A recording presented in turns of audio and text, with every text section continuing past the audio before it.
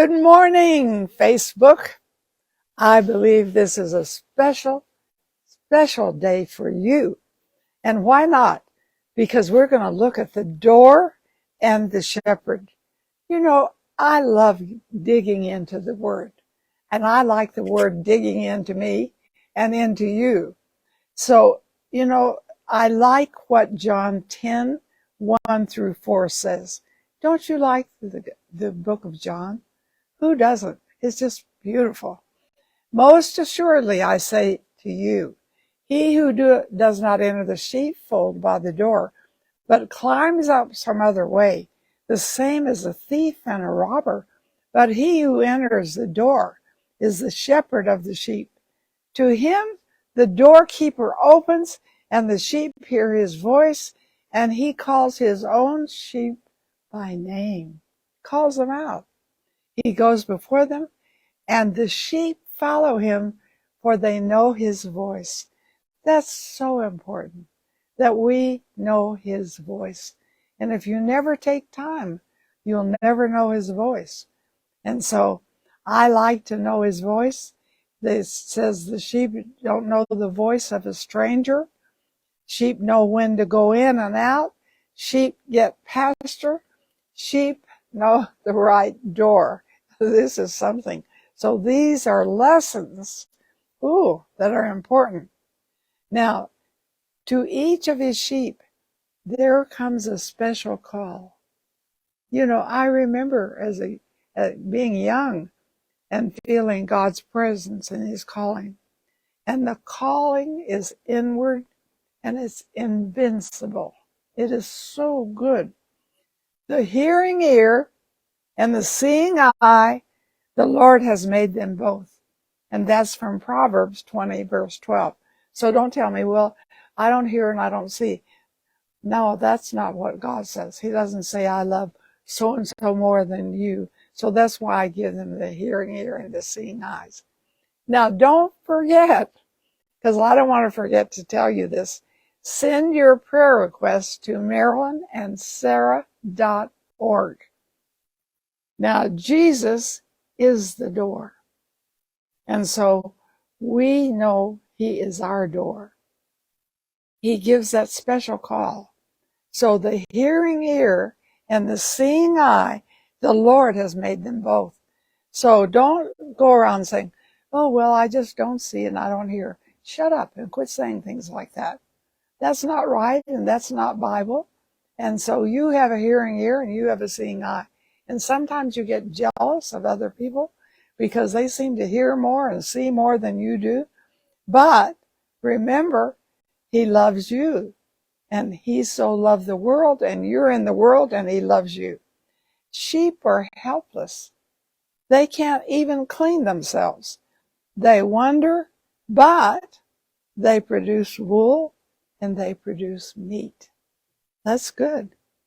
And Jesus is the good shepherd. So I like to do this in the morning. I like to get up. I like to make coffee. And I put on a robe because it's cool here. And I began to talk to him. And I began to claim for the day what I want. I don't get up and say, oh, what an awful day. I say, oh, what a wonderful day. You say, well, but I have bills and I have this and I have that. Well, who doesn't have some circumstances they don't like? But remember, Jesus is the good shepherd. The thief comes to steal and to kill and to destroy. And Jesus has come that Marilyn Hickey, whatever your name is, may have life and have it abundantly, not just squeak and get by, but abundantly. Do you like that? I like it. And I am the good shepherd. The good shepherd gives his life for the sheep. Oh, sweet Jesus. I think, how could you love me so much? And he knows your name. As Jesus passed on from there, he saw a man named Matthew sitting at the tax office, and he said to him, follow me. So he arose and followed him. That's Matthew 9:9. if you never read the Bible, how is it ever going to read you? So I'm going to push you and nag you to read your Bible today and every day. Make it a habit. You just get up and think, whatever, coffee, Bible, brush your teeth. And I like this. When Jesus came to the place, he looked up and saw him and said to him, Zacchaeus, make haste and come down, for today I must stay at your house. I say, today you can stay with me. I'd love to have you there. And so the following day, Jesus wanted to go to Galilee, and he found Philip and said to him, follow me. Jesus is so personal. Oh, and Jesus speaks to Mary Magdalene. Jesus said to her, Mary. Imagine Jesus calling you by your name out loud. Ooh. She turned and said to him, Rabboni, which is to say, teacher. This is in John 20:16. Is he your teacher? Are you trying to teach yourself? I need him to be my teacher. And he calls you into his kingdom through his death to give you life. He calls you to the resurrection.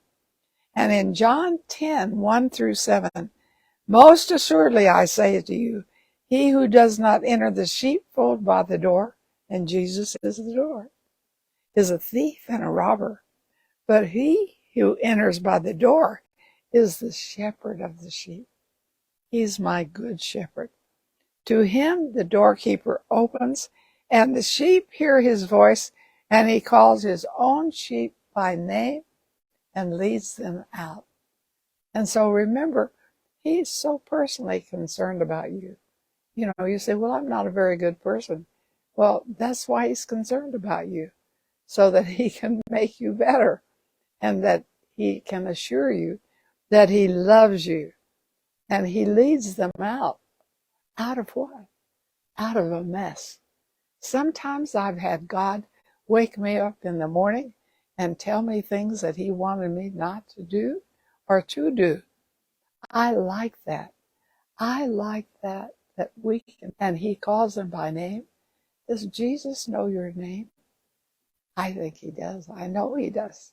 Does Jesus know my name? I know he does. Does Jesus know that I was born in a little town, Dalhart, Texas? Probably doesn't have more than 4,000 or 5,000 people. He knows that. Does Jesus know he wants me to cover the earth with the word? Does Jesus want to tell me how? Yes, yes. Am I valuable to him? Are you valuable to him? Yes. He died for you, and he arose from the dead, and he ever lives to pray for you. Is this wonderful? So we want to enter by Jesus. There is no other way. And if we think, oh, well, I can do good things and that'll make it. Jesus did the good thing. He died and arose from the dead. And he has good things for you today. And I'm so glad you are watching. This is a wonderful day. I love this day. You say, well, I'm old. I bet I'm older than you. And it's a wonderful day, old or young. He is great, and he is praying and interceding for you.